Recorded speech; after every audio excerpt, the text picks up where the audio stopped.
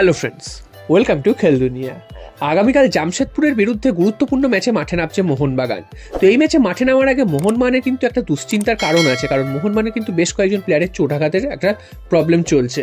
তোমরা জানো যে আশিক কুরুনিয়ান আগেই ছিটকে গেছিলেন এবং অনিরুদ্ধ থাপাও কিন্তু গত ম্যাচে খেলতে পারেনি চোটের জন্য, এবং তারও কিন্তু ফিরতে প্রায় কয়েক সপ্তাহ লেগে যাবে। তো এই দুজন প্লেয়ারকে তো পাওয়া যাবেই না জামশেদপুর ম্যাচে, সেটা তোমরা জানোই। তো এবার কিন্তু আরও একজন প্লেয়ার ছিটকে গেল, সেটা হচ্ছে সাহাল আব্দুল সামাদ। তো আজকের মোহনবাগান দল সকালবেলা প্র্যাকটিস করে বিকেলে কিন্তু জামশেদপুরের উদ্দেশ্যে চলে গেছে, এবং যেটা জানা যাচ্ছে সাহাল আব্দুল সামাদকে ছাড়াই মোহনবাগান জামশেদপুর গেছে। অর্থাৎ বুঝতেই পারছো সাহাল আব্দুল সামাদ আগামীকালের ম্যাচে খেলতে পারবে না। তো সাহাল আব্দুল সামাদের যে কোনো চোট লেগেছে বা কোনো ইঞ্জুরি রয়েছে সেরকমটা কিন্তু কিছু জানা যায়নি। তবে তিনি যে লাস্ট প্র্যাকটিস সেশনটা ছিল সেখানে তিনি পুরো প্র্যাকটিস তিনি করেননি। তো কী জন্য তিনি যাননি অ্যাকচুয়ালি কিন্তু সেটা বোঝা যাচ্ছে না। তবে যেটা জানা যাচ্ছে যে তিনি আগামীকালের ম্যাচে নেই। তো এটাই হচ্ছে এই মুহূর্তে সবথেকে বড় খবর, এবং মোহনবাগানের কাছে কিন্তু এই ম্যাচটা খুবই গুরুত্বপূর্ণ, কারণ তোমরা জানো অলরেডি কিন্তু মোহনবাগান 8 পয়েন্টের লিড নিয়ে বসে রয়েছে অন্যান্য দলের থেকে। এবার জামশেদপুর এই মুহূর্তে সবথেকে ভালো পজিশনে রয়েছে, এমনকি বেঙ্গালুরু বা গোয়ার থেকেও কিন্তু ভালো জায়গায় রয়েছে, পরপর ম্যাচ জিতছে, বড় বড় দলকে হারিয়ে দিয়েছে। তো সেই দিক থেকে দেখতে গেলে জামশেদপুর এই ম্যাচটাও চাইবে মোহনবাগানকে হারিয়ে একটা চমক দিতে, এবং জামশেদপুরের সামনেও কিন্তু একটা সুযোগ চলে এসেছে হঠাৎ করেই মানে মোহনবাগানের সাথে পাল্লা দেওয়ার।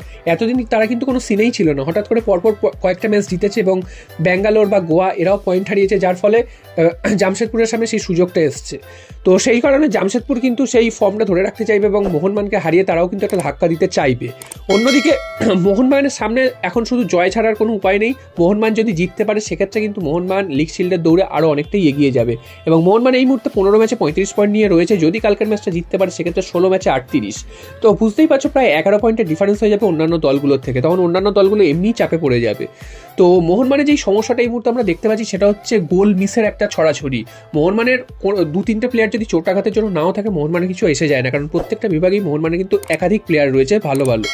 মোহনবাগানের যে সমস্যাটা, যেটা প্রথমেই বললাম যে গোল মিস করার একটা মানে অবস্থা রয়েছে, সেইটা কিন্তু মোহনবাগানকে কাটাতে হবে, কারণ লিস্টান কোলাস, মনবীর সিং এরা কিন্তু একের পর এক গোল নষ্ট করার প্রতিযোগিতায় নেমে পড়েছেন, এবং জেমি ম্যাকলারেনও আগের দিন গোল নষ্ট করেছেন। কামিংস সুযোগ পেয়েছিলেন, তবে তিনি গোল করতে পারেনি। সাহাল আব্দুল সামাদ তিনিও কিন্তু গোল মিস করেছেন।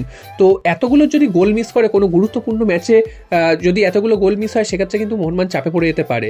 যদিও মোহনবাগান পরপর ম্যাচ জিতছে বা গোল পেয়ে যাচ্ছে ঠিকই, তবে কোনো সব ম্যাচে যে একাধিক গোল পাবে তা তো নয়, হয়তো একটা গোলেই ম্যাচের ভাগ্য নির্ধারণ হতে পারে। তো সেক্ষেত্রে দেখতে গেলে কিন্তু এই গোল নষ্ট কিন্তু এত করা যাবে না। সব থেকে বড় কথা, মনবীর সিং এবং লিস্টন কোলাস এই দুজনকে কিন্তু ডিসিশন মেকিংটা ঠিক করতে হবে, কখন বল ছাড়তে হবে, কখন গোলে শট মারতে হবে এবং কখন পাস দিতে হবে, এই জিনিসটা তারা করতে পারছে না। তো এটা যদি তারা ঠিক করতে পারে তাহলে কিন্তু মোহনবাগান দুর্দান্ত ফুটবল খেলবে, আরও ভালো ফুটবল খেলবে এবং আরও অনেক গোল পাবে। তো আগামীকালের ম্যাচে একটাই ভালো দিক, যেটা হচ্ছে প্রথম থেকেই গ্রেগ স্টুয়ার্টকে নামানোর একটা পরিকল্পনা রয়েছে কোচ হোসে মলিনার। তিনি জানিয়েছেন যে গ্রেগ স্টুয়ার্টকে প্রথম থেকেই নামাবেন, এবং গ্রেগ স্টুয়ার্ট একদমই ফিট।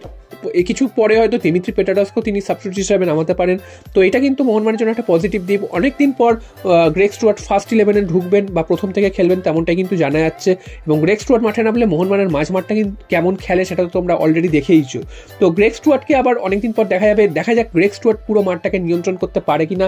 এবং জামশেদপুরের বিরুদ্ধে যদি মোহনবাগান 3 পয়েন্ট পেয়ে যায় তাহলে তো প্রথমেই বললাম যে লিগ শিল্ডের দৌড়ে কিন্তু মোহনবাগান অনেকটাই এগিয়ে যাবে। তো দেখা যাক আগামীকালের ম্যাচে মোহনবাগান 3 পয়েন্ট নিয়ে ফিরতে পারে কিনা।